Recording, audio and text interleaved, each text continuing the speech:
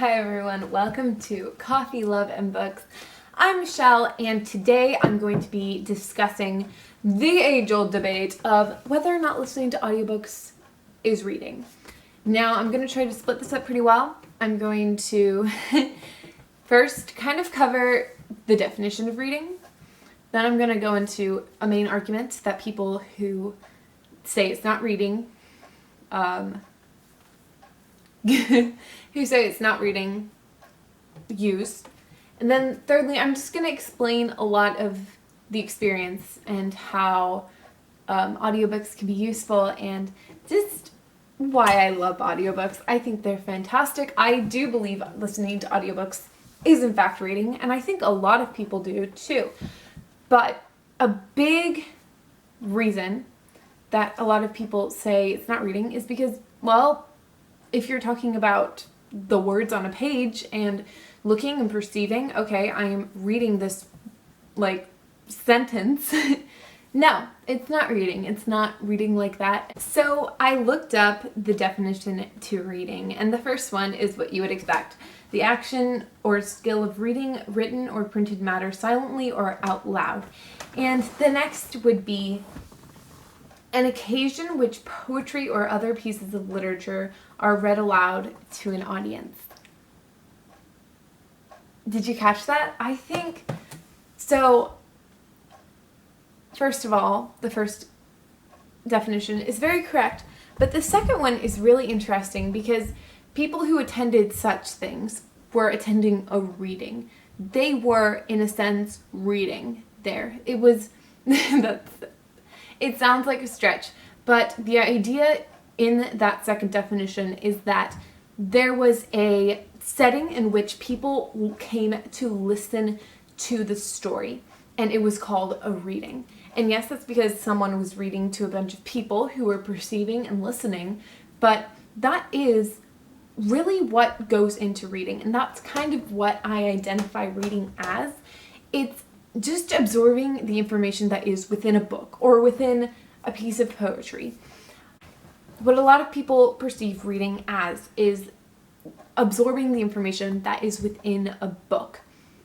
And that, I think, is why I see listening to audiobooks as reading. It's because I'm still getting the same book. I'm getting a very similar experience to someone who read it on the page. So that's the definition stuff. Now going into why a lot of people say it isn't reading. And I understand the argument. I know a lot of the reason I do it is because feelings, the way I choose to identify things, which is why I think this would be a bad debate, because I would be like, I feel it's this way, and I was like, but actually you're just reading pages or words on a page. That's true. But the big argument is that it's a different experience. I understand that. It is a different experience because when you are reading something, you have so much going on in your head. You have a movie kind of playing in your head if you're like me, or you have you read things in a certain tone, and it's a big experience. When you are reading on the page, you have nothing else going on around you, and an audiobook changes that. An audiobook is someone else, how they feel when they're reading that book. Or maybe they're just completely, oh yeah, and then Gandalf said, you shall not pass. And I know that wasn't actually in the book, but anyway, it very much does change how you perceive the book. And that's something to consider. If you really want to feel the full experience of a book, maybe don't listen to it on audiobook. But it is amazing how not only do we get to perceive a book in the way we do, but we get to hear how other people understand this book and the tone with which they read something. And I think that's a plus. You get to do both, and it's fantastic and lovely. Okay, so a few of the things that I just think audiobooks are perfect for, and I think the reason they are defended so passionately by people is because reading consumes time, especially if you're doing something like a classic. You need to spend a good deal of time focusing on it. You can't just dilly-dally and do other things while you're reading a book. Sometimes I can eat and read at the same time. But other than that, it's really hard and you can't do much, and it's something you truly have to focus on. Now, a lot of people have very busy lives, and cleaning while they listen to an audiobook. Also, people who are blind, to be able to listen to an audiobook, that is huge for them.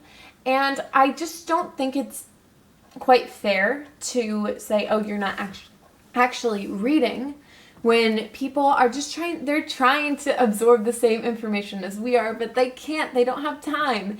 And I personally love doing it all different ways, and I feel like it saves me time, and it gives me a lot of different experience and a lot of variety in what I'm reading. And it's not like I'm going from one big physical book to another big physical book. I can go from my huge copy of Emma to reading Mistborn on my computer to listening to a theology book on audiobook. And I think there's something really amazing in that we can have so many different experiences in this day and age. And I think we should get to take a hold of them without someone saying, you're not reading. Okay, so that was basically all I have. I hope you enjoyed this video. If you did, please like this video and subscribe if you haven't already. Thank you so much for watching, and I will see you guys next Saturday.